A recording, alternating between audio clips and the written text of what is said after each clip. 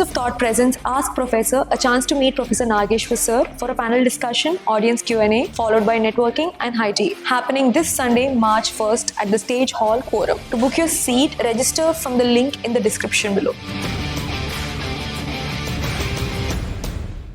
వందల కోట్ల స్కామ్ అంటూ అభియోగాలు, 23 మంది నిందితులు, నెలల కొద్దీ జైలు జీవితం, వేల కొద్దీ ఛార్జ్ షీటు పేజీలు, 3.5 ఏళ్ల దర్యాప్తు. చివరికేమైంది? అందరికీ క్లీన్ చిట్ వచ్చింది. ఢిల్లీ సిబిఐ కోర్టు లిక్కర్ కేసును కొట్టేసింది. ఈ కేసులో ఢిల్లీ మాజీ సీఎం అరవింద్ కేజ్రీవాల్, మాజీ డిప్యూటీ సీఎం మనీష్ సిసోడియా, తెలంగాణ జాగృతి అధ్యక్షురాలు కల్వకుంట్ల కవిత సహా మొత్తం 23 మందిని నిర్దోషులుగా ప్రకటించింది. ఢిల్లీ ఎక్సైజ్ పాలసీ రూపకల్పన అమలులో ఎలాంటి నేరపూరిత కుట్ర లేదని స్పష్టం చేసింది. మొత్తం వ్యవహారంలో క్విడ్ ప్రోకో జరిగిందన్న సిబిఐ వాదనను సైతం కోర్టు తోసిపుచ్చింది. తుది తీర్పు సందర్భంగా ఈ కేసు దర్యాప్తు మొత్తం తప్పుల తడకని ముందే నిర్ణయించుకుని ఊహల ఆధారంగా కేసు నమోదు చేయడం, అక్కడా ఇక్కడా విన్న మాటల ఆధారంగా కేసును ముందుకు నడిపించడం జరిగిందని కోర్టు వ్యాఖ్యానించింది. అప్రూవర్ల మాటలే పరమ సత్యాలుగా సిబిఐ భావించడం కరెక్ట్ కాదని, ఇలాంటి కేసును అల్లినందుకు దర్యాప్తు అధికారినే విచారించాలని కోర్టు తీవ్ర వ్యాఖ్యలు చేసింది. టోటల్గా దేశంలోనే సంచలనం సృష్టించిన కేసులో ఒక సంచలన తీర్పు వెలువడింది. కోర్టు తీర్పుతో మరకైతే మాయమైంది, కానీ ఈ కేసు కారణంగా ఆయా వ్యక్తులకు జరిగిన నష్టం మాత్రం ఎవ్వరూ పూడ్చలేనిది. అయితే కథ ఇక్కడితో అయిపోలేదు అంటోంది బీజేపీ. ఇది ఎక్విటెడ్ కాదు, కేవలం డిశ్చార్జ్ మాత్రమే అంటోంది. అటు ఆమ్ ఆద్మీ మాత్రం ఈ తీర్పును సెలబ్రేట్ చేసుకుంటోంది. ఓవరాల్గా ఢిల్లీ లిక్కర్ స్కామ్పై ఢిల్లీ సిబిఐ కోర్టు సంచలన తీర్పు వెలువరించిన సందర్భంలో దాని చుట్టూ ఓ 10 ప్రశ్నలు తిరుగుతున్నాయి. అవేంటో చూద్దాం. ఆ తరువాత వాటిపై ప్రొఫెసర్ కె నాగేశ్వర్ గారి విశ్లేషణ చూద్దాం. Right, question number 1 on screen. Yes, liquor కేసులో రౌజ్ అవెన్యూ కోర్టు సిబిఐ దర్యాప్తును తప్పు పట్టడం వెనుక ప్రధాన అంశాలు ఏంటి? Question number 2, Rouse avenue court తీర్పు ఎక్విటెడ్ కాదు, డిశ్చార్జ్ మాత్రమే అని బీజేపీ ఎందుకంటోంది? దానికి దీనికి తేడా ఏంటి? Question number 3, Delhi CBI court తీర్పుపై ఆమ్ ఆద్మీ సెలబ్రేట్ చేసుకుంటోంది. కేసు హైకోర్టుకు వెళితే రద్దు చేయవచ్చా? Question number 4, Delhi liquor case తీర్పు ప్రభావం సిబిఐ, ఈడీ దర్యాప్తు చేసే కేసులపై ఎలా ఉండబోతోంది? క్వశ్చన్ నెంబర్ 5, సిండికేట్ అయ్యారు, 100 కోట్లు దోచేశారు, పంజాబ్, గోవా ఎన్నికల్లో ఖర్చు పెట్టారు, మరి ఇదంతా ఏమైంది? ఈ ఆరోపణలంతా ఎటుపోయాయి? ఎస్, క్వశ్చన్ నెంబర్ 6, ఏ ప్రాథమిక ఆధారాలు లేకుండానే సీఎం నుంచి డిప్యూటీ సీఎం వరకు అన్ని నెలలు జైల్లో ఎలా ఉంచారు? క్వశ్చన్ నెంబర్ 7, లిక్కర్ కేసు మరక చెరిగిపోయినా ఆమ్ ఆద్మీ పార్టీకి, అరవింద్ కేజ్రీవాల్కు జరిగిన నష్టం పూడ్చేదెలా? క్వశ్చన్ నెంబర్ 8, నిజమైన స్కాములపై దర్యాప్తునకు ఆదేశిస్తే అది రాజకీయ కక్ష సాధింపు అంటూ ప్రజలను మభ్యపెట్టే అవకాశం ఉండదా? క్వశ్చన్ నెంబర్ 9, ఢిల్లీలో ఇప్పటికిప్పుడు ఎన్నికలు నిర్వహిస్తే బీజేపీకి పట్టుమని 10 స్థానాలు రావన్న కేజ్రీవాల్ సవాల్ ఎలా చూడాలి? క్వశ్చన్ నెంబర్ 10, క్లీన్ చిట్తో బయటకొచ్చిన కవిత 2 నెలల్లో పెట్టబోయే రాజకీయ పార్టీ ప్రభావం తెలంగాణలో ఎలా ఉండబోతోంది? రైట్, ఈ 10 ప్రశ్నలపైన ప్రొఫెసర్ కె నాగేశ్వర్ గారితో మనం మాట్లాడదాం. మనతో పాటు జాయిన్ అయ్యారు. నమస్కారం సార్ నాగేశ్వర్ గారు. నమస్తే ఈశ్వర్.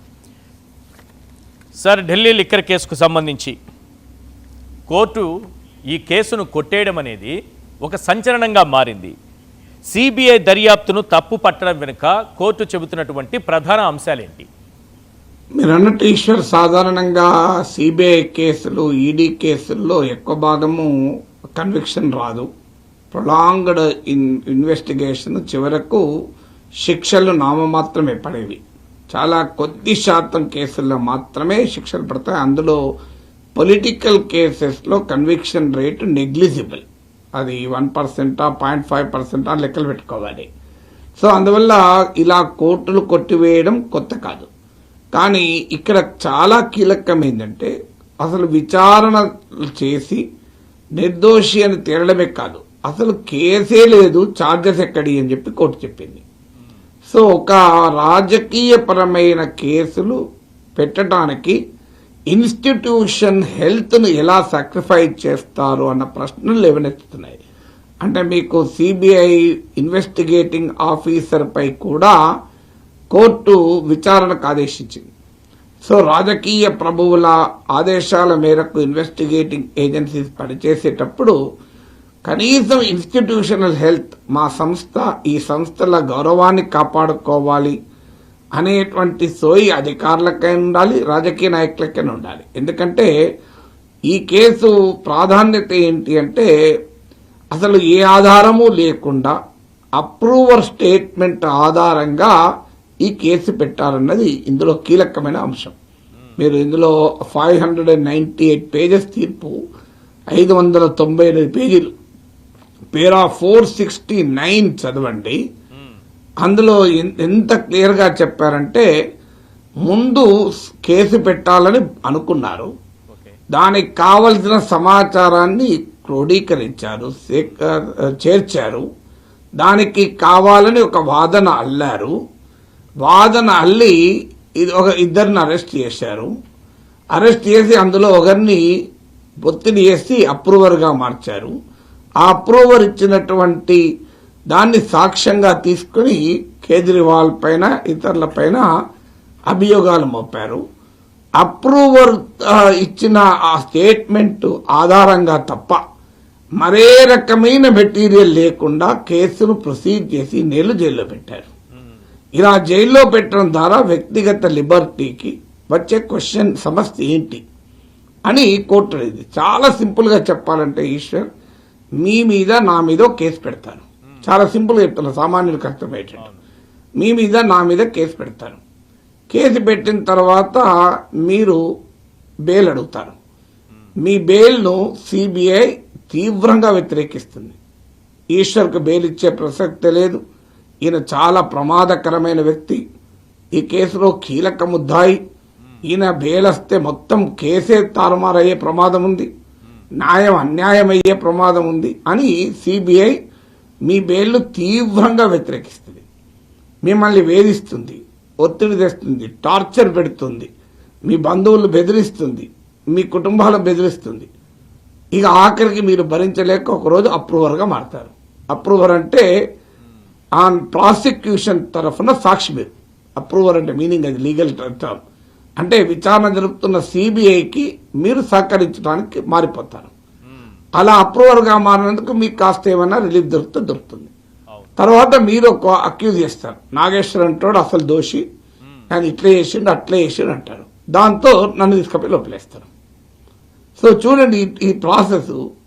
అప్పుడు మళ్ళీ ఏమవుతారు, మీరు బెయిల్కి మళ్ళీ మూవ్ చేస్తారు. అప్రూవర్గా మారిన తర్వాత వెంటనే మీకు బెయిల్ వచ్చేస్తుంది. బెయిల్ అప్పటిదాకా మీ బెయిల్ను తీవ్రంగా వ్యతిరేకించిన సిబిఐ మీరు అప్రూవర్గా మారుతారని తెలవడంతోనే మీ బెయిల్ను ఏమాత్రము వ్యతిరేకించదు, మీకు బెయిల్ రావడానికి సహకరిస్తుంది. సో ఇదంతా మీకు ఏమనిపిస్తుంది, సినిమా నాటకంలాగా అనిపిస్తలేదా? సో అదే జరిగింది ఇప్పుడు కేజ్రీవాల్ కేసులో కూడా. సో అంటే మరి అప్రూవర్ అని లీగల్ గానే ఉంది కదా సార్, చట్టంలోనే ఉంది, న్యాయ ప్రక్రియలోనే ఉంది కదా. అప్రూవర్ ఉండడం ప్రక్రియ. అప్రూవర్ ఇచ్చిన ఎవిడెన్స్ విచారణకు దోహదం చేయాలి, కానీ తీర్పుకు దోహదం చేయదు. అందుకే మీకు సుప్రీంకోర్టు అనేక జడ్జిల్లో approvers evidence as the lowest value అని చెప్పింది. ఎందుకంటే అప్రూవర్ అంటే ఎవరు? అప్రూవర్ కూడా అక్యూజ్డే, నిందితుడే. అతనికి సెల్ఫ్ ఇంట్రెస్ట్ ఉంటుంది, తనను బయటపడడానికి కాన్ఫ్లిక్ట్ ఆఫ్ ఇంట్రెస్ట్ ఉంటుంది. ఒక నిందితుడు చెప్పిన సాక్ష్యానికి ఉండే విలువ ఎంత, అందువల్ల ఇది లోయెస్ట్ వాల్యూ మాత్రమే ఉంటుంది అప్రూవర్స్ స్టేట్మెంట్ కు. అయితే మరి అప్రూవర్ ఎందుకు? అప్రూవరు కాస్త విచారణకు దోహదం చేస్తాడు. ఇప్పుడు మీరు అప్రూవర్ గా మారారు, మీరు ఏమైనా నా గురించి కొంత సమాచారం ఇస్తారు. సో ఆయన డబ్బులు ఇంకో పలానా చోట పెట్టాడు, దాచిపెట్టాడు, పలానా అపార్ట్మెంట్ లో, ఎవరికి తెలియదు ఆ అపార్ట్మెంట్, ఆయన ఎప్పుడు అప్పుడప్పుడు పోతాడు అని నేను ఆయన అపార్ట్మెంట్కు పోయినప్పుడు చూశాను అని చెప్తారు. అప్పుడు ఏం చేస్తుంది విచారణ సంస్థ, వెంటనే అపార్ట్మెంట్ రైడ్ చేస్తే అక్కడ డబ్బులు దొరుకుతాయి అనుకోండి. అంటే మీరిచ్చిన స్టేట్మెంట్, మీరిచ్చిన ఎవిడెన్స్ నాపై విచారణకు దోహదం చేస్తుంది. కానీ ఇక్కడ అదేం చేయలే, మీరు స్టేట్మెంట్ ఇచ్చారు, నా డబ్బులు దాచినని మీరు ఏంటంటే నన్ను తీసుకుపోయి లోపలేశారు. అవును. సో అది సమస్య. అప్రూవర్ ఇచ్చే ఎవిడెన్స్ ఇన్వెస్టిగేషన్ కు ఫెసిలిటేట్ చేయాలి తప్ప అప్రూవర్ ఇచ్చిన ఎవిడెన్స్ ఆధారంగానే ఒక వ్యక్తి పైన కేసు ఎట్లా పెడతారు, ఇది అడిగింది కోర్టు. అవును. అప్రూవర్ ఇచ్చిన ఎవిడెన్స్ మాత్రమే మీ దగ్గర ఉంది. సర్కమ్స్టెన్షియల్ ఎవిడెన్స్ ఇంకేమీ లేదు, మెటీరియల్ ఎవిడెన్స్ ఇంకేమీ లేదు, ఏ రకమైంది లేదు మీ దగ్గర. ఇది మీరు ఒకటి pre determine notion, pre conceived assumption. మీరు కేసు పెట్టదలుచుకున్న తర్వాత ఇవన్నీ తీసుకొచ్చారు సమాచారం అనేది కొట్టలేదు. అంటే ఎంత సంచలనం నిజంగా చెప్పాలంటే, అది సుప్రీంకోర్టు జడ్జిమెంట్ కనుక అయ్యుంటిది చరిత్రలో నిలబడేది. అది చిన్న కోర్టులో లోయర్ కోర్టు జడ్జిమెంట్ కనుక దానికి అవసరమైన ప్రాధాన్యత వస్తుందో లేదో చూడాలి. But definitely it is historical judgement. ఏంటంటే రాజకీయ కక్షతో పెట్టే కేసులు పెట్టాలనుకున్నప్పుడు, రాజకీయ ప్రత్యర్థుల్ని ఇబ్బంది పెట్టాలనుకుంటే ఏ సాక్ష్యము లీగల్ గా నిలబడే సాక్ష్యం, నేను అది నేరం జరిగిందా లేదా ఆ జోలికి కూడా పోవడం లేదు. అవును, నేరం జరిగినా ఆ సాక్ష్యం నిలబడేలా ఉండాలి. నిలబడని లీగల్ గా నిలబడని, లీగల్లీ నాట్ అడ్మిసిబుల్ ఎవిడెన్స్ తో కూడా కేసు పెట్టి ఒక అతను 530 రోజులు జైలు వేయచ్చు. Manish Sisodia deputy chief minister ను, ఒక చీఫ్ మినిస్టర్ ను కూడా 156 రోజులు 156 డేస్ జైలు వేయచ్చు. సో ఈ కోర్టు అదే అన్నది, ఒక కాన్స్టిట్యూషనల్ పొజిషన్ లో ఉన్న వ్యక్తిని, ఒక రాజ్యాంగబద్ధమైన ముఖ్యమంత్రి పదవిలో ఉన్న వ్యక్తిని ఒక నేరము చేసిన కేసులో నిందితుడు అప్రూవర్ గా మారి ఒక ఆరోపణ చేస్తే, ఆరోపణ ఆధారంగా ఆయన 156 జైల్లో పెడితే 156 డేస్, అది రూల్ ఆఫ్ లాకు అడ్డంకి కాదా అన్నది ఇది కోర్టు. కరెక్ట్. ఇక చట్టం ఎక్కడిది, చట్టబద్ధ పాలన ఏంటి, రేపు దీని ప్రమాదం ఎక్కడ దాకా పోవచ్చు. సో నీకు ఈ మన క్రిమినల్ జూరిస్ప్రుడెన్స్ క్వశ్చన్ చేస్తుంది ఇలాంటి కేసులు. ఎవరిపైనైనా కేసులు పెట్టారు. అందులో పిఎంఎల్ఏ కేసు, యూఏపీఏ లాంటి కేసుల్లో బెయిల్ కూడా రాదు. ఇప్పుడు ప్రివెన్షన్ మనీ లాండరింగ్ యాక్ట్ ఎంత కఠినమైన చట్టం అంటే, మీకు సాధారణ కేసుల్లో బెయిల్ రావచ్చు, కానీ పిఎంఎల్ఏ కేసులో బెయిల్ రాదు. అందుకే సుప్రీంకోర్టు, అందుకే లోయర్ కోర్టు ఏమన్నది అంటే, ఇన్వెస్టిగేటింగ్ ఏజెన్సీకి పవర్ కు ఒక వ్యక్తి అంటే నిందితుడుగా ఉన్న వ్యక్తికి ఉండే రైట్ టు లిబర్టీకి మధ్య బ్యాలెన్స్ చేయకూడదా అంటే, మీరు ఇట్లయితే ఎవరిపైనైనా కేసు పెట్టచ్చు, ఏ కేసైనా పెట్టచ్చు, ఏ పదవిలో ఉన్నా లోపలేయచ్చు, ముఖ్యమంత్రి అయినా లోపలేయచ్చు. ఇక నీకు న్యాయం ఎక్కడిది, ధర్మం ఎక్కడిది అన్నది కోర్టు తీర్పు. అందుకే ఇది చాలా సంచలనమైన తీర్పు మీరు అన్నట్టు. రైట్ సార్, రెండవ ప్రశ్న, రైజ్ అవెన్యూ కోర్టు తీర్పు ఎక్విడెడ్ కాదు, డిశ్చార్జ్ మాత్రమే అని కొందరు అంటున్నారు, ప్రత్యేకించి బీజేపీ అంటుంది. ఏంటి అదైనా ఇదైనా ఒకటే మీనింగ్ కొంత కనిపిస్తోంది, దానికి దీనికి తేడా ఏంటి సార్? నేనేమి ఈగల్ కాదు, కానీ లీగల్ లూమినరీస్ స్పష్టంగా చెప్తున్నాను.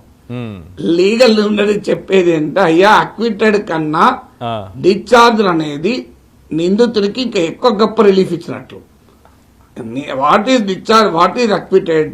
నీ పైన కేసులు ఏవైనా కేసు ఉంటే, నీ పైన ఛార్జెస్ ఫ్రేమ్ చేస్తే, ఆ ఛార్జెస్ లో ప్రాథమిక సాక్ష్యాధారాలు ఉన్నాయని కోర్టు భావిస్తే, అది కూడా గ్రేవ్ ప్రపోర్షన్ లో ఉన్నాయని భావిస్తేనే క్రిమినల్ జ్యూరిస్ప్రుడెన్స్ ముందుకు పోవాలి. ఇది రూల్. నాకు తెలిసిన పరిమితమైన లీగల్ పరిజ్ఞానంలో ఫస్ట్ కేసు ఉండాలి. కేసులో ఛార్జెస్ ఫ్రేమ్ చేయడానికి ప్రైమా ఫేసి ఎవిడెన్స్ ఉండాలి, ప్రాథమిక సాక్ష్యాధారాలు. ఆ ప్రాథమిక సాక్ష్యాధారాలు కూడా గ్రేవ్ ప్రపోర్షన్ లో ఉండాలి, ఏదో వట్టిగా కాలక్షేపం కూడా లేదు. అప్పుడే క్రిమినల్ కేసు ముందుకు పోవాలి. సో అప్పుడు క్రిమినల్ కేసు విచారణ జరుగుతున్న సమయంలో ఇరువైపులు ప్రాసిక్యూషన్ తమ ఎవిడెన్స్ ముందు పెడుతుంది, నిందితుని తరఫున లాయర్లు దాన్ని వాదిస్తారు. ఫైనల్ గా కోర్టు దోషి నిర్దోషి తేలుతుంది. అందువల్ల నిర్దోషి అని తేలడం విచారణ జరిగాక, అంటే విచారణ జరగాలంటే క్రిమినల్ లా ప్రకారము ప్రాథమిక సాక్ష్యాధారాలు ఉన్నాయని కోర్టు భావించాలి. ఆ ప్రాథమిక సాక్ష్యాధారాలు కూడా గ్రేవ్ ప్రపోర్షన్ లో ఉన్నాయని భావించాలి. ఇప్పుడు ఏ కోర్టు భావించింది, అసలు ప్రాథమిక సాక్ష్యాధారాలు కనీసం కూడా లేవు, కేసే లేనప్పుడు ఛార్జెస్ ఎక్కడి, ఈ ఛార్జెస్ లేనప్పుడు విచారణ ఎక్కడిది అని చెప్పి. అవును, అక్విటెడ్ ఏమో విచారణ తర్వాత, అసలు విచారణకే దీనికి ఉపయోగం లేదు అన్నారు. సింపుల్ గా మీకు సామాన్య భాషలో మీకు చెప్తాను. మీరు ఒక ఫుడ్ ఆర్డర్ చేస్తారు, అవును, ఫుడ్ టేస్ట్ ఉంది లేదో అని తీర్పు ఎప్పుడు చెప్తారు? తిన్న తర్వాత చెప్తారు. కంపు కొడుతా ఉంటుంది, పాసిపోయి ఉంటుంది, మీరు పడేస్తారు. అవును, మీరు పడేస్తారు తినకుండా. అంటే ఇప్పుడు పడేయడం అనేది తిరస్కారం ఎక్కువైతుందా, తిన్న తర్వాత బాగాలేదనడం తిరస్కారం ఎక్కువైతుందా? ఏది ఎక్కువ తిరస్కారం చెప్పండి. సో తిన్న తర్వాత బాగలేదు అనడం ఎక్కువ తిరస్కారం అంటుంది బీజేపీ. అది ఎట్లా ఎక్కువ తిరస్కారం? తిన్నాడు, రుచిగా లేదు అన్నాడు, అంతే, అది నిర్దోషి అన్నది. ఇక్కడ పాలిపోయిందని చెప్పి తీసి ఎదురుకొట్టాడు. ఆ ఫుడ్ ప్యాకెట్ స్విగ్గీ కూడా జొమాటో తెచ్చులతోనే వెంటనే తీసుకెళ్లి డస్ట్బిన్ వేసాడు. తినడానికి అర్హత లేదు, ఇది రుచి ఉందా లేదా తర్వాత ముందే పడేస్తాం. అంటే which is the greater rejection? Discharge తినకుండా పడేయడం డిశ్చార్జ్ కదా. అప్పుడు నేను చెప్పిన సింపుల్ లాంగ్వేజ్ లో అది. So discharge is the greater rejection of the case. Acquitted తో పోలిస్తే ఇక నీకు అక్విటెడ్ కొద్ది కనీసం తిన్నావు, తినబుల్, ఇది తినబుల్ కూడా కాదు, ఈటబుల్ కూడా కాదు, ఇది కేసు కూడా లేదు, చార్జెస్ ఎక్కడి అని చెప్పింది సుప్రీంకోర్టు. వాళ్ళు ఏమున్నది ఇందులో? అన్ని మీరు కావాలని రాసుకున్నారు, మీకు మనీ ట్రేల్ లేదు, క్విట్ ప్రోకోకు ఎక్కడా ఆధారం లేదు, డ్రైవ్ తీసుకున్నట్టు ఏదీ లేదు, మీరు అల్లుకుంటూ పోయారు, కేసు రాసుకుంటూ పోయారు, దేనికి ఆధారం లేదు అని చెప్పింది కోర్టు. ఒక ప్రభుత్వాలు అనేక రకాల పాలసీ నిర్ణయాలు తీసుకుంటాయి, ఆ పాలసీ నిర్ణయాల అవుట్కమ్స్ ను బట్టి నేరం జరిగిందని చెప్పలేము. ప్రభుత్వం ఉన్నాడు ఒకసారి ఇన్ ఇట్స్ ఓన్ విజ్డమ్ ప్రజల కొరకు ఉపయోగపడుతుందనో లేకుంటే సంస్కరణలో భాగంగా ఒక డిసిషన్ తీసుకుంటాను. ఆ డిసిషన్ లో డిజానెస్టీ ఉంటే కేసు అవుతుంది. ఆ డిసిషన్ తీసుకోవడానికి లంచం తీసుకున్నట్టు నిరూపితమైతే కేసు అవుతుంది. ఆ డిసిషన్ తీసుకోవడం కావాలనే కొంతమందికి బెనిఫిట్ చేస్తానికి తీసుకుంటే అది కేసు అవుతుంది. కానీ నువ్వు తీసుకున్న తర్వాత ఎవరికైనా బెనిఫిట్ అయింది అనుకోండి, దానికి నేను కేసు ఎట్లయితుంది?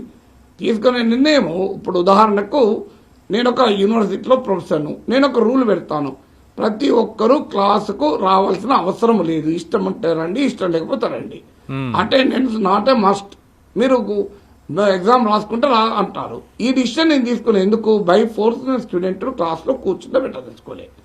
ఈ డిసిషన్ వల్ల ఏమైతుంది? రెగ్యులర్ గా వచ్చి అంటే క్లాస్కి వాడు కన్నా క్లాసుకు రాకున్నా ఇంట్లో చదువుకొని ఎగ్జామ్ రాసిన బెనిఫిట్ అవుతాడు. అది క్రిమినల్ కేసు అవుతానావిగా. నువ్వు ఎగ్జామ్ ఇంట్లో వారికి బెనిఫిట్ అయ్యేలా నిర్ణయం తీసుకున్నావు, నిర్ణయం అందుకు తీసుకోలే. అవును. అందువల్ల ప్రభుత్వాలు అనేక నిర్ణయాలు తీసుకుంటాయి. ఇంకో సింపుల్ ఉదాహరణ చెప్తాను. ప్రభుత్వము మీ ఒక రోడ్ వేయాలని డిసిషన్ తీసుకుంటుంది. ఆ రోడ్డు సరిగ్గా మీ ఇంటి ముందరికి పోతుంది, మీరు బెనిఫిట్ అవుతారు. ఈశ్వర్ని బెనిఫిట్ చేస్తానికే ప్రభుత్వం ఈ రోడ్ వేసిందని క్రిమినల్ కేసు పెట్టొస్తుందా? మీరు బెనిఫిట్ అయ్యారు దానికి. అందుకే ఈ కోర్టు ఏమన్నదంటే ఢిల్లీ లిక్కర్ పాలసీ వల్ల కొంతమంది ప్రైవేట్ కంపెనీలు బెనిఫిట్ అయితే బెనిఫిట్ కావచ్చు, కానీ దాని ఆధారంగానే క్రిమినల్ కేసు పెట్టలేమో అన్నది. సింపుల్ లెక్క. మీకు R&B వాడు మీ రోడ్ వేసాడు, ఆ రోడ్ మీ ఇంటి ముందరికి పోయింది, వెంటనే మీ ల్యాండ్ కమర్షియల్ వాల్యూ వచ్చింది.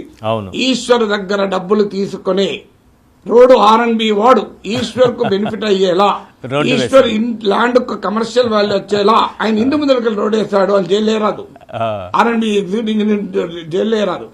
మీరు డబ్బులు ఇచ్చినట్టు ప్రూవ్ అయ్యి మీరు లంచం ఇచ్చినందుకే రోడ్డును టింకర్లు తిప్పి మీ ఇంటి ముందర పట్టుకున్నప్పుడు క్రిమినల్ కేసు.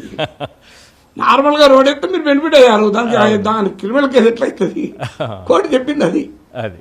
Right sir. ఇప్పుడు ఈ తీర్పు పైన, సిబిఐ కోర్టు ఇచ్చిన తీర్పు పైన ఆమ్ ఆద్మీ అయితే హ్యాపీగా ఉంది, సెలబ్రేట్ చేసుకుంటోంది, అంతా అవుతోంది. కానీ పై కోర్టుకి అయితే వెళ్తారు కదా, సిబిఐ వెళ్తుంది కదా, హైకోర్టుకి అయితే వెళ్తుంది కదా, మరి ఏం జరుగుతుంది అనుకుంటున్నారు? ఆల్రెడీ వెళ్ళారు కూడా. సిబిఐ ఆల్రెడీ హైకోర్టులో అపీల్ చేసింది, హైకోర్టు తర్వాత సుప్రీంకోర్టు దాకా కూడా పోతుంది. టెక్నికల్ గా ఏ కోర్టు దిగువ కోర్టు తీర్పుల్ని పై కోర్టులో పక్కకు పెట్టచ్చు, ఈవెన్ హైకోర్టు తీర్పుల్ని సుప్రీంకోర్టు కూడా పక్కకు పెట్టచ్చు. సుప్రీంకోర్టు ఇచ్చిన తీర్పుల్ని రివ్యూ పిటిషన్ లో కూడా కొన్నిసార్లు పక్క పెట్టిన సందర్భాలు ఉన్నాయి. ఇప్పుడు హైకోర్టు కేరళ స్టోరీ సినిమా ఉంది, సింగిల్ జడ్జ్ బెంచ్ తీవ్రంగా ఖండిస్తూ తీర్మానం స్టే విధించాడు. వెంటనే విత్ ఇన్ అవర్స్ డివిజన్ బెంచ్కి వెళ్ళారు, డివిజన్ బెంచ్ స్టేను ఎత్తేశారు. సో అందువల్ల మన లీగల్ సిస్టమ్ లో in the interest of justice appellate system ఉంటుంది. In the interest of justice అంటే న్యాయాన్ని అందించే క్రమంలో దిగువ కోర్టు నుంచి అత్యున్నత న్యాయస్థానం వరకు న్యాయం కొరకు పోయే హక్కు పౌరునికి ఉంటుంది, కేసు పెట్టిన ప్రాసిక్యూషన్కు ఉంటుంది. సో అందువల్ల ఖచ్చితంగా ఢిల్లీ హైకోర్టుకు పోయారు సిబిఐ.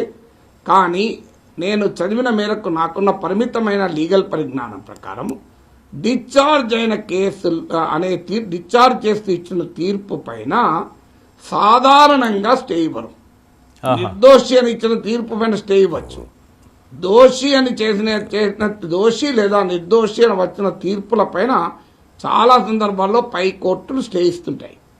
దోషి అని నిర్దేశించినా స్టే ఇవ్వచ్చు, నిర్దోషి అని చెప్పినా స్టే ఇవ్వచ్చు. కానీ మీరు లీగల్ హిస్టరీ చూస్తే చాలా మంది పండితులు చెప్పేది డిశ్చార్జ్డ్ కేసు తీర్పుల పైన సాధారణంగా స్టే ఇవ్వరు. ఎందుకంటే కేసే లేదు, స్టే ఏంటి, అవును కేసే లేదని.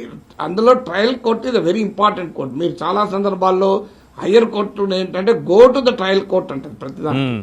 ఎందుకంటే ఒక ఎవిడెన్స్ ను, సాక్ష్యాధారాలని, కేసును కూలంకుషంగా చూసేది ట్రయల్ కోర్టే. అందుకే దాన్ని ట్రయల్ కోర్ట్ అన్నారు, విచారణ చేసే కోర్టు. పై కోర్టులన్నీ ఎగ్జామినేషనే. ఇప్పుడు పేపర్ నేను దిద్దాను, నా పైన హెడ్ ఆఫ్ ది డిపార్ట్మెంట్ చూశాడు, తర్వాత ప్రిన్సిపాల్ చూశాడు, తర్వాత రిజిస్ట్రార్ చూశాడు, కానీ ఫస్ట్ చూసింది నేను కదా. అందువల్ల నేను ప్రైమరీ, తర్వాత నీకు ఏదైనా ఎక్స్పర్ట్ అడ్వైజర్లు ఉంటాయి. అందువల్ల ట్రయల్ కోర్టు సాధారణంగా కేసే లేదని డిశ్చార్జ్ చేస్తే rarest of the rare cases లో, ఎక్స్ట్రాడినరీ సర్కమ్స్టాన్సెస్ లోనే పై కోర్టులు దానిపైన స్టే ఇస్తాయి. ఇవ్వని కాదు, ఇచ్చే అధికారం లేదని కాదు. ఇచ్చే అధికారం లేకపోతే హైకోర్టుకే పోరు కదా.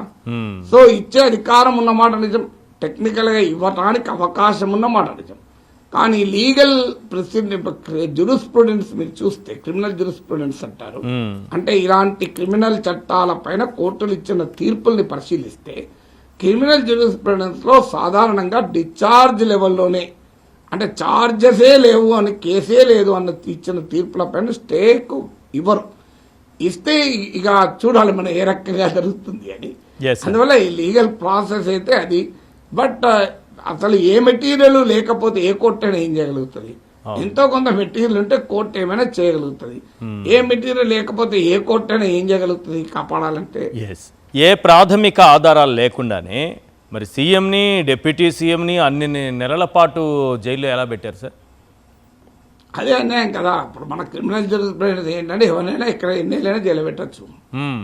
సో మన జైల్లో అందుకే అన్నారు కదా మన సిస్టంలో అన్లెస్ ప్రూవెన్ గిల్టీ అని, నిరూపించబడేంత వరకు నేరస్తుడు కాదు.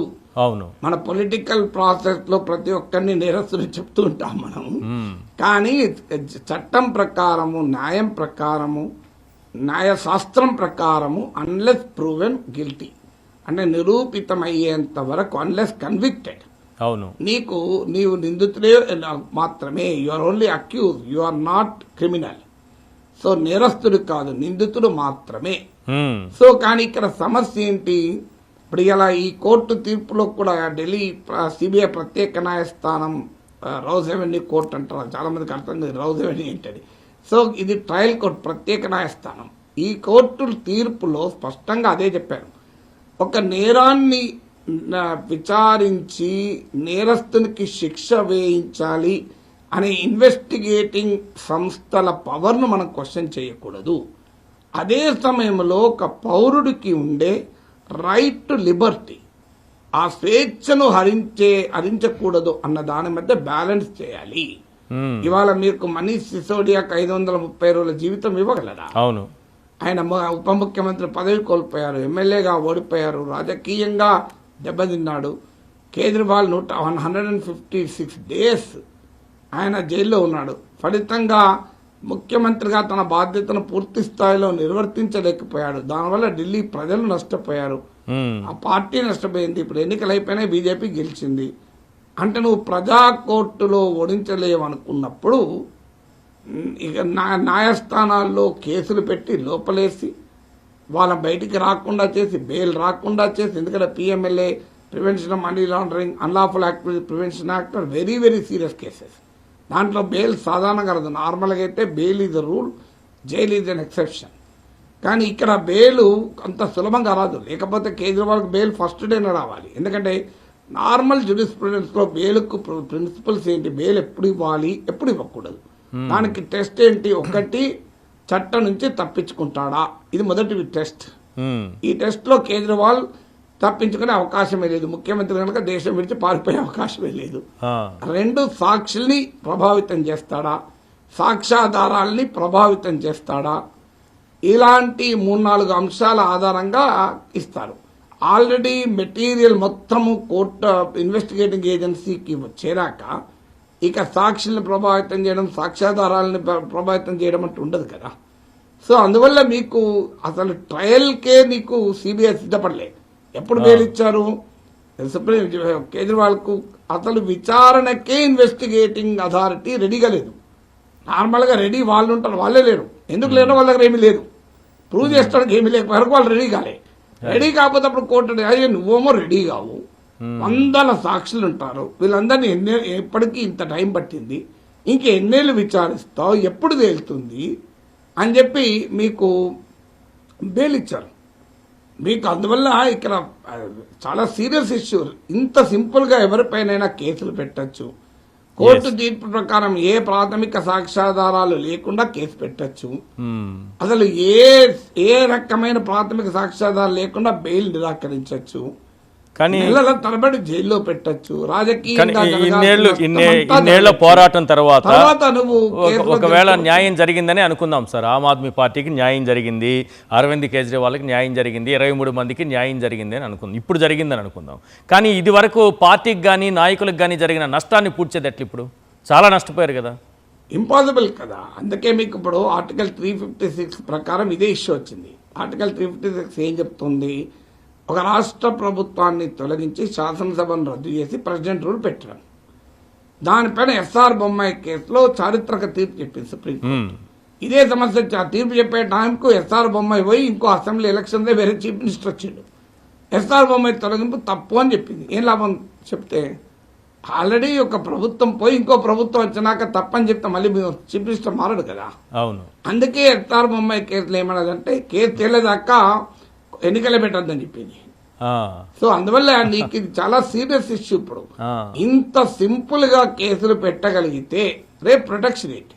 ఇక నువ్వు ఓడించలేవు, ఎలక్షన్ లో ఓడించలేవు, వెంటనే ఆ చీఫ్ మినిస్టర్ మీద కేసు పెట్టు, చీఫ్ మినిస్టర్ జైలుకు పంపు, బెయిల్ రాకుండా చూడు, ఈ లోపల 2 ఏళ్ళు 3 ఏళ్ళు గడుతుంది, ఎలక్షన్ అయిపోతుంది, మేము గెలుస్తాం. తర్వాత అతను నిర్దోష అయితేంది, కోర్టులు డిశ్చార్జ్ చేస్తేంది, ఏమైతుంది? ఇప్పుడైతే కేజ్రీవాల్ ముఖ్యమంత్రి గారు, రేఖా గుప్తా కదా ముఖ్యమంత్రి. సో బీజేపీకి ప్రభుత్వం తర్వాత ఏం జరుగుతుంది ఏంటి? ఇప్పుడు అదే జరిగింది. 2G కుంభకోణాన్ని పెద్ద ఎత్తున మోడీ దేశమంతా తిరిగి 2G కుంభకోణం కేసు వల్ల గెలిచారు ఎలక్షన్స్ లో. తర్వాత ఏం జరిగింది? 2Gలో అసలు ఎవరు దోషే కాదని చెప్పేసారు. అవును. అసలు జడ్జి చెప్పిండు 10 ఏళ్ల నుంచి నేను వెయిట్ చేస్తున్నా ఎవరన్నా ఒక మెటీరియల్ పట్టుకొచ్చి ఇస్తారని. ఏమీ ఇవ్వలేదు. ఎందుకు? 2G కేసులో మరి కాంగ్రెస్ వాళ్ళు ఉంటే లోపలేస్తారు, డిఎంకే వాళ్ళు కూడా ఉన్నారు, అందుకే లోపలేదే. ఎందుకు? డిఎంకే వాళ్ళతో రేపు ఎప్పుడన్నా మళ్ళీ అవసరం వస్తుందేమో, ఇప్పుడు లేదు అవసరం కంటే భవిష్యత్తులో వస్తుందేమో, అందుకొరకు డిఎంకేను ఏమనలేదు. సో అందువల్ల మన దేశంలో చట్టం ఎలా తయారైంది, క్రిమినల్ జస్టిస్ సిస్టమ్ అన్న దానికి ఇది ఒక సీరియస్ కామెంటరీ. ఇది ప్రమాదం ఏంటంటే ఈశ్వర్ ఇక్కడ కాగదు. ఇప్పుడు ఇదే రకమైన కేసులు రేపు నరేంద్ర మోడీ అమిత్ షాల పైన ఓడిపోయాక పెట్టచ్చు కదా. అంతే కదా. అప్పుడు పరిస్థితి ఏంటి? రేపు ఒకవేళ తెలంగాణలో బీజేపీ అధికారంలోకి వచ్చే వాతావరణం ఉంది, రామచంద్రరావు గనక అలాగే అధ్యక్షుడిగా ఉంటే లేదా బండి సంజయ్ అధ్యక్షుడిని చేస్తే పార్టీ అధికారంలోకి వచ్చే పరిస్థితి ఉంటుంది. వెంటనే కాంగ్రెస్ ప్రభుత్వం బండి సంజయ్ మీద ఏదో కేసు పెట్టి లోపలేసి జైలుకు బెయిల్ రాకుండా చేస్తే బీజేపీ అధికారంలోకి రాదు కదా. అవును. ఇప్పుడు బండి సంజయ్ ముఖ్యం బయట ఉంటే ఆయన పెద్ద ఎత్తున ప్రజల్ని భావోద్వేగాలను పెంచుతాడు, దాంతో బీజేపీ గెలిచే పరిస్థితి ఉంది రామచంద్రరావు బయట ఉంటే అనుకున్నారు అనుకోండి. అవును. కాంగ్రెస్ ప్రభుత్వం చాలా చిన్న విషయం, చాలా యూఏపీఏ కిందనో ఏదో చట్టం కింద లోపలేసి బెయిల్ రాకుండా చేస్తే ఏమున్నదిగా, పార్టీ దెబ్బతింటది కదా. ఇది బీజేపీ కూడా జరగచ్చు కదా. అందువల్ల ఇక్కడ ఏ పార్టీ, ఏ వ్యక్తి, నాయకుడెవరు ఇది కాదు ఇష్యూ వల్ల మన క్రిమినల్ జస్టిస్ సిస్టమ్ ఇలా దిగదారితే ఏంటి? రేపు సిబిఐ ఈడీ దర్యాప్తు చేసేటటువంటి కేసులపైన ఎలాంటి ప్రభావం ఉంటుంది? పోనీ ప్రజలైనా సరే నమ్ముతారా? కొన్నింటిని నిజంగా జరిగినటువంటి స్కాములపైన విచారణ జరుపుతున్నా నమ్మలేని పరిస్థితి కూడా వచ్చేస్తుంది కదా. మీరు అడిగిన రెండవ ప్రశ్న ఇష్యూ కాదు, ఎందుకంటే ప్రజలకు ఇప్పటికే నమ్మకం లేదు కదా.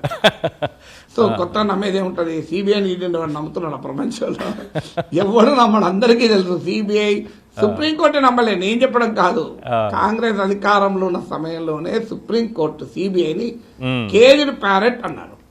అంటే అర్థం సిబిఐ పెట్టిన ప్రతి కేసు తప్పని, ఈడీ పెట్టిన ప్రతి కేసు తప్పని నేను అనలేదు. ఇప్పుడు ఉదాహరణ కేజ్రీవాల్ దాంట్లో కూడా సిబిఐ కేసు ఉంది, ఈడీ కేసు ఉంది. మీరు హైకోర్టులో నిలుస్తుందా అంటే గారు ఇంకో డైమెన్షన్ కూడా ఉంది ఇందులో. సిబిఐ కేసును కొట్టేసింది సిబిఐ ప్రత్యేక న్యాయస్థానం, మరి ఈడీ కేసు సంగతి ఏంటి అనేది కూడా క్వశ్చన్ వస్తుంది. అయితే న్యాయ నిపుణులు చెప్పేది సిబిఐ కేసు ఆధారంగా ఈడీ కేసు పెట్టారు. ఎందుకంటే సిబిఐ కేసులో కేజ్రీవాల్ కు బెయిల్ వచ్చే సమయానికి ఈడీ కేసు పెట్టారు, బెయిల్ రాకుండా ఉండటానికి. ఎత్తుగడగా ఏం చేశారు, సిబిఐ విచారణ జరుపుతోంది. ఆ విచారణ ఒక దశకు వచ్చాక కేజ్రీవాల్ కు బెయిల్ వచ్చే పరిస్థితి ఉంది. అప్పుడు వెంటనే ఈడీ కేసు పెట్టారు. సిబిఐ కేసులో బెయిల్ వచ్చింది, ఈడీ కేసులో అరెస్టు. సో ఇప్పుడు సిబిఐ కేసే ప్రాతిపదికగా ఈడీ కేసు ఉంది కనుక ఆ ప్రాతిపదికే పోయింది అనుకోండి, ఇక ఆటో నువ్వు కింద నువ్వు కుర్చీ మీద కొంచెం కుర్చీ లాగిపడేస్తే నువ్వు పడిపోతావు తప్ప కేసు ఎక్కడిది, నీ సీట్ ఎక్కడిది, సీటే లాగిపడేశారు. సిబిఐ కేసు కుర్చీ, దానిపైన ఈడీ కేసు. సిబిఐ కేసు కుర్చీ లేదు ఇప్పుడు, అందువల్ల ఈడీ కేసు ఎన్నికలు ఉంటుంది అనేది క్వశ్చన్. సో అందువల్ల మీకు ఇది డెఫినెట్ గా ఇది భవిష్యత్తు కేసులపైన ఏ రకమైన ప్రభావం పడుతుంది, ప్రజల విశ్వాసం పూర్తిగా సన్నగిల్లుతుంది. ఎప్పుడు కూడా గుర్తుపెట్టుకోండి ఈశ్వర్, వ్యక్తులు పార్టీలు వస్తారు పోతారు, కానీ ఇన్స్టిట్యూషన్స్ ఫెయిల్ అయితే దేశమే ఫెయిల్ అవుతుంది. సో మనం ఎప్పుడు కూడా మీ రాజకీయ అవసరాల కొరకు don't play around with institutions. ఇప్పుడు ఎన్నికల కమిషన్, న్యాయ వ్యవస్థ, CBI, ED, public service commission, control and auditor general, ఇవన్నీ ఇన్స్టిట్యూషన్స్. అవును, ఈ యూనివర్సిటీస్ ఇవన్నీ ఎందుకంటే రాజ్యాంగం చెక్స్ అండ్ బ్యాలెన్సెస్ కొరకు చాలా ఆలోచించి మన రాజ్యాంగ పితామహులు ఈ ఇన్స్టిట్యూషన్స్ బిల్లు చేశారు. అవును, ఇప్పుడు రాజకీయ స్వార్థం కొరకు ఇన్స్టిట్యూషన్ నాశనం చేస్తే ఈ గేమ్ లో గెలిచేది మోడీ కాదు, బీజేపీ కాదు, ఎవ్వరూ గెలవరు. మీకు ఆర్టికల్ 356 అనుభవం చూశాం కదా. కాంగ్రెస్ అధికారంలో ఉన్నంత కాలం కాంగ్రెస్ ఇతర ప్రభుత్వాలు రద్దు చేసింది, ఇంక్లూడింగ్ బీజేపీ కూడా దాంట్లో బాధితురాలే. ఏం జరిగిన తర్వాత మళ్ళీ బీజేపీ అధికారంలోకి వచ్చాక ఇదే గవర్నర్ వ్యవస్థను ఇప్పుడు బీజేపీ వాడుకుంటుంది. ఇప్పుడు అంతకుముందు కాంగ్రెస్ వాడుకున్నప్పుడు వీళ్ళు విక్టిమ్స్, ఇప్పుడు వీళ్ళు అక్యూజులు, కాంగ్రెస్ విక్టిమ్. కాంగ్రెస్ ప్రభుత్వాలు నూరుజల్ల నీళ్ళు తాగిస్తున్నారు గవర్నర్లు. అందువల్ల నిందితులు బాధితులైతారు, బాధితులు నిందితులైతారు. ఎక్కువ రోజులు పట్టదు, ఇది చూస్తుండండి. మీకు జరగబోయే పరిణామం ఏంటంటే ఎవరికీ అధికారం శాశ్వతం కాదు. మీరు అధికారం కొరకు మీరు వ్యవస్థల్ని నాశనం చేస్తే ఆఖరికి మిగిలేది ఎవరికి ఉన్న అందరూ ఓడిపోతారు. అధికారం అన్న మాట అన్నారు కాబట్టి అందువల్ల ఖచ్చితంగా భవిష్యత్తులో సిబిఐ ఒక మాట చెప్పాలి సార్, సిబిఐ ఈడీ కేసులు ఇష్టం వచ్చినట్టు పెట్టడానికి ఇప్పుడు వెనకాడాల్సి ఉంటుంది. ఇది మామూలు జడ్జిమెంట్ కాదు, ఇది 509 పేజీల జడ్జిమెంట్ చదివితే ప్రతి దానికి జడ్జి చాలా డీటెయిల్ గా వివరణ ఇచ్చాడు, ఫ్యాక్ట్స్ చెప్పాడు. ఎందుకు ఈ మాట అంటున్నాం, pre conceived assumption, pre determined case అన్న ప్రతి దానికి రీజనింగ్ ఇచ్చాడు. అందువల్ల ఈ జడ్జిమెంట్ తర్వాత సిబిఐ ఈడీ అంత సులభంగా కేసులు పెడుతుందా అనేదే క్వశ్చన్. ఇప్పుడు ఎస్ఆర్ బొమ్మాయి జడ్జిమెంట్ వచ్చాక ఆర్టికల్ 356 మిస్యూజ్ ఆగిపోయింది. అంతకుముందు 100 పైన కేసు 1915 లోనే ఈఎంఎస్ నంబూద్రిపాద్ ప్రభుత్వం నెహ్రూ ప్రధానిగా ఉన్నప్పుడే స్టార్ట్ అయింది దాని మిస్యూజ్. అంబేద్కర్ అంటాడు, I hope article 356 will be a dead article అంటాడు. ఇది నిర్జీవంగా ఉండే ఆర్టికల్ అయి ఉండాలి అని కోరుకుంటాడు, కానీ that was most living and kicking. కానీ ఒక్కసారి ఎస్ఆర్ బొమ్మాయి కేసులో తీర్పు వచ్చాక కంప్లీట్ రాష్ట్రాల్లో రాష్ట్రపతి పాలన పెట్టడం అంటూ ఆగిపోయింది, మీరు గమనిస్తే. సో అందువల్ల ఈ జడ్జిమెంట్ ఇది వెరీ కీ జడ్జిమెంట్. ఇష్టారాజ్యంగా కేసులు పెట్టడం సిబిఐకి ఈడీకి చాలా ఇబ్బందికరంగా మారుతుంది. అయితే ఇక్కడ అధికారం పైన ఎక్కువ అధికారంలో ఉన్న వాళ్ళు చేసేటటువంటి తప్పులు, వాటి వల్ల ఇప్పుడు ఎగ్జాంపుల్ తీసుకుంటే ఆమ్ ఆద్మీ పార్టీ మొన్నటి ఎన్నికల్లో నష్టపోయినటువంటి విధానం, ఇది చూసినప్పుడు సార్ కేజ్రీవాల్ ఒక మాట అంటున్నారు, ఇప్పటికిప్పుడు ఎన్నికలు జరిగితే బీజేపీకి పట్టుమని 10 స్థానాలు కూడా రావు అని అంటారు. ఎట్లా చూడాలి దీన్ని? నిజంగానే ఆ పరిస్థితి ఉందా? అది పొలిటికల్ స్టేట్మెంట్. ఇప్పటికిప్పుడు ఎన్నికలు ఎందుకు జరుగుతాయి, ఎవరు పెడతారు? ఎన్నికలు కానీ ఆమ్ ఆద్మీ నష్టపోయింది కదా. ఆమ్ ఆద్మీ పైన ఈ కేసు ప్రభావం ఎలా ఉందనుకుంటున్నారు? మొన్నటి ఎన్నికల్లో దాని ప్రభావం ఎలా ఉందనుకుంటున్నారు? ఖచ్చితంగా ఉంది. ఎందుకంటే ఆమ్ ఆద్మీ పార్టీ ఓటమికి ఈ కేసే కారణమా కాదా, that is no way you can decide అని. అవును, ఇప్పుడు కవిత వర్సెస్ కేటీఆర్ నడుస్తుంది చూడండి. బీఆర్ఎస్ రాజకీయంగా నష్టపోయిందని కేటీఆర్ అంటే ఆ వల్లే ఓడిపోయిందా అని కవిత అంటుంది. అందువల్ల వీ కెనాట్ రియలీ జడ్జ్. ఒక ఎన్నికల ఫలితానికి అనేక ఫ్యాక్టర్స్ దోహదం చేస్తాయి. కానీ మీకు ఇక్కడ ఇంట్రెస్టింగ్ పాయింట్ ఏంటంటే కేజ్రీవాల్ ఈ కేసునే రెఫరెండంగా ప్రజల్లోకి వెళ్ళాడు. అంటే నేను తప్పు చేశానని భావిస్తే నన్ను ఓడించండి, కరెక్ట్, నేను సీఎం చైర్ లో కూర్చోాలనుకుంటే నన్ను గెలిపించండి, నేను జైల్లో ఉండాలనుకుంటే నన్ను ఓడించండి అని వెళ్ళాడు. ప్రజలు నమ్మారు కనుకనే ఆ రెఫరెండంలో కేజ్రీవాల్కు వ్యతిరేకంగా తీర్పు చెప్పారు. అంటే కోర్టు విచారణతో సంబంధం లేకుండా, కేసులో లీగల్ ఎవిడెన్స్ స్ట్రెంత్ కు సంబంధం లేకుండా ఒక కేసు పెట్టి దాని చుట్టూ ఒక బలమైన పొలిటికల్ నరేటివ్ అల్లితే ఆ పొలిటికల్ నరేటివ్ ను పవర్ఫుల్ గా జనంలోకి తీసుకెళ్తే జరగాల్సిన నష్టం జరుగుతుంది అని. అందుకని ఆయన న్యాయస్థానంలో గెలవకపోయినా ప్రజా కోర్టులో పీపుల్స్ పొలిటికల్ నరేటివ్ తో గెలవచ్చు అన్నదానికి ఇది ఉదాహరణ. ఎందుకంటే అరవింద్ కేజ్రీవాల్ ఉనికియే అవినీతి వ్యతిరేక రాజకీయాలతో మొదలైంది. ఇండియా అగెన్స్ట్ కరప్షన్ మూవ్మెంట్ తో మొదలైంది. అరవింద్ కేజ్రీవాల్కి ఎందుకు ఓటేశారు? Clean politics and good governance ఓటేశారు. బేసిక్ అంతే కదా. ఇప్పుడు ఒక అవినీతి పరుడు లంచం తీసుకుంటే ఎవరు పట్టించుకోరు. అవును. కానీ ఒక నిజాయితీ పరుడు లంచం తీసుకుంటే ప్రజలు అంగీకరించలేరు. ఎందుకంటే ప్రజల ఎక్స్పెక్టేషన్ వేరుంటుంది.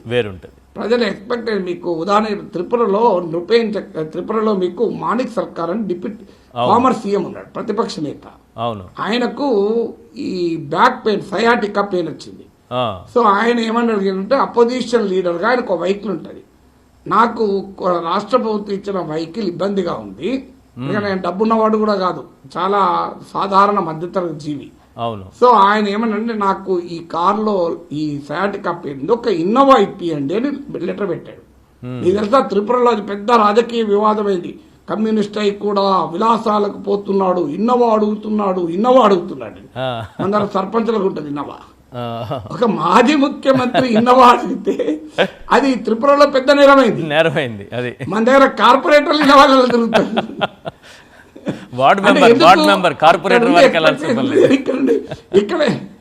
ఇక్కడ వార్డు మెంబర్ కూడా ఇన్నోవాళ్ళే తిరుగుతాడు. వార్డు మెంబర్ ఇన్నోవా వాడుతాడు, అభ్యంతరం చెప్తాడు. ఇక్కడ మన దగ్గర సీఎం కనుక మాజీ సీఎం నాకు ఇన్నోవా ఇవ్వండి అని అడిగితే కాంట్రవర్సీ అవుతుంది. ఒక్కడిగా 4 తీసుకుంటారు. సో అంటే ఎప్పుడు కూడా ఏమైతుందంటే పీపుల్ జడ్జి బై స్టాండర్డ్స్. ఇప్పుడు అరవింద్ కేజ్రీవాల్ ను క్లీన్ పాలిటిక్స్, అవినీతి ఉండదు అని జడ్జి చేశారు. ఆ హోపే షార్టర్ అయిపోయినాక మనిషి నమ్మరిగా, మీకు basic fundamental point. So basic నీకు నమ్మరు, ఇక జనం నమ్మరుగా. ఎందుకు నమ్ముతారు? ఎందుకంటే జనం ఓటు వేసిన ప్రిమైసే అది కదా. ఓటు వేసిన ప్రిమైసే అదైనప్పుడు ఆ ప్రిమైసే పోతే ఎట్లా ఓటేస్తారు? ఇప్పుడు బీజేపీ హిందుత్వ రాజకీయాలను వదులుకుందనుకోండి, ఓటేస్తారా ఎవరన్నా? బీజేపీకి ఓటేసేదే హిందుత్వ. అవును. సో బీజేపీ హిందుత్వనే వదిలేసుకుంటే ఓట్లు పడతాయా? సో బీజేపీ గనక హిందుత్వకు అన్యాయం చేసిందని ఎవరన్నా నిరూపిస్తే, పొలిటికల్ నరేటివ్ బిల్డ్ చేసి ప్రజలు నమ్మిస్తే బీజేపీ కూడా ఓట్లేస్తారా? బీజేపీకి ఓట్లేసేది దాని మీద, అదే లేదండి ఎవడు ఓట్లేస్తాడు. ఇప్పుడు కేజ్రీవాల్ జరిగింది అదే. ఆయన ఉనికి అస్తిత్వంకి వ్యతిరేకంగా మద్యం పాలసీని ఉపయోగించి బీజేపీ బలమైన పొలిటికల్ నరేటివ్ అల్లింది, జనంలోకి తీసుకెళ్ళింది. అందువల్ల ఖచ్చితంగా కేజ్రీవాల్ ఓటమిలో ఈ కేసు కీలక భూమిక పోషించి ఉండాలి. ఎంతవరకు దీనివల్ల ఓడిపోయారా, ఆయన పట్ల వ్యతిరేకత లేదా, ఆయన చీటికి మాడికి కేంద్రంతో పెట్టుకున్న గిల్లి గజ్జాలతో జనం విసిగెత్తారా? So that may be several factors, కానీ ఇది కూడా ఒక ఇంపార్టెంట్ ఫ్యాక్టర్. రైట్. ఫైనల్గా ఒక విషయం సార్, క్లీన్ చిట్ వచ్చింది కవితకి. సో కొత్త రాజకీయ పార్టీ పెట్టబోతున్నాను అని కూడా ప్రకటన చేశారు. ఆ రాజకీయ పార్టీ ప్రభావం, క్లీన్ చిట్ వచ్చిన తర్వాత పెట్టబోయేటటువంటి పార్టీ ప్రభావం తెలంగాణలో ఎలా ఉంటుంది అనుకుంటున్నారు? అంటే క్లీన్ చిట్ పెట్టడం ఆమె కాస్త మొరాల్ బూస్టర్, అందులో డౌట్ లేదు. అని ఆమె చెప్పారు కదా, నా పార్టీ పెట్టే సందర్భంగా సిమా అంటారు మన సో పార్టీ పెట్టే సమయంలో ఒక పెద్ద అవకాశం నాకు క్లీన్ చిట్ వచ్చింది. అవును, ఇప్పుడు పెళ్లి సెటిల్ అయ్యాక ప్రమోషన్ వచ్చింది అనుకోండి, ఆ, ఈ ప్రమోషన్ రావడం వల్ల పెళ్లి జరగదు. అవును, ప్రమోషన్ వచ్చినా రాకపోయినా పెళ్లి జరిగేది, దాంపత్య జీవితం బాగానే ఉండేది. కానీ పెళ్లికి ముందు ప్రమోషన్ వచ్చింది అనుకోండి, అవును, చూడు ఆ అమ్మాయి జీవితంలో ప్రవేశించడం మొదలవుతూనే ప్రమోషన్ వచ్చింది, నిశ్చితార్థంతోనే వచ్చేసింది ప్రమోషన్. ఆమె ఇంట్లో అడుగు పెట్టినాక సిరులే పండుతాయి అనుకుంటారు కదా. సో ఈ అమ్మాయి వేళ విశేషం చూడు, అమ్మాయితో పెళ్లి సెటిల్ అయింది, వెంటనే ప్రమోషన్ వచ్చిందని ప్రజలు అనుకుంటారు. ఇది కూడా అంతే. దీన్ని బట్టి రాజకీయ పార్టీ భవితవ్యం ఆధారపడదు, కానీ ఆమెకు ఒక శుభకార్యం చేపట్టే ముందు ఒక శుభవార్త ఉత్సాహాన్ని ఇస్తుంది, స్ఫూర్తిని ఇస్తుంది. అది చాలా డెఫినెట్ గా. సో బట్ దాన్ని బట్టే పార్టీ ఫ్యూచర్ డిసైడ్ అవుతుందా? కాదు. మీరు ఒక దూరం వెళ్ళటానికి నడుచుకుంటూ పోతున్నారు, ఓపిక నశించి ఉన్నారు. ఈ లోపల మీకు తెలిసిన వాడు పోతూ బండాపి ఈశ్వర్ ఎక్కువ అంటాడు, మీరు ఎంతో సంతోషంగా ఎక్కి బయటకు పోతారు. దట్ డజంట్ మీన్ ఆ బండి రాకపోయినా మీరు పోతురు. మీరు చేరకపోవడంతో ఇది ఆధారపడలేదు, కానీ కొంచెం పూర్తి అయితే వస్తుంది కదబ్బా, కలిసిపోయి ఉన్నాడు మా పాత ఫ్రెండ్ వచ్చింది చలో ఎక్కువ అని చెప్పి వెళ్ళిపోతారు. సో ఆమె కాస్త స్ఫూర్తితో ముందుకు పోవడానికి ఉపయోగపడుతుంది. కానీ ఆమె రాజకీయ భవితవ్యాన్ని నిర్ణయించేది కేసు కాదు కనుక, ఈ దేశంలో రాజకీయ భవితవ్యాల్ని అవినీతి కేసులు నిర్ణయిస్తే చాలా మంది నాయకులే కారు. సో అవినీతి కేసులు ఉన్నవాళ్ళు దేశంలో పదవులు అనుభవించిన వాళ్ళు ఉన్నారు. 46% పార్లమెంట్ సభ్యుల మీద క్రిమినల్ కేసులు ఉన్నాయి. అంటే మామూలు వేషం కాదు కదా, ప్రజల కేసులు తెలిసి కూడా ఓట్లు వేస్తున్నారు కదా. Right sir, thank you sir, మీ విశ్లేషణ అందించినందుకు.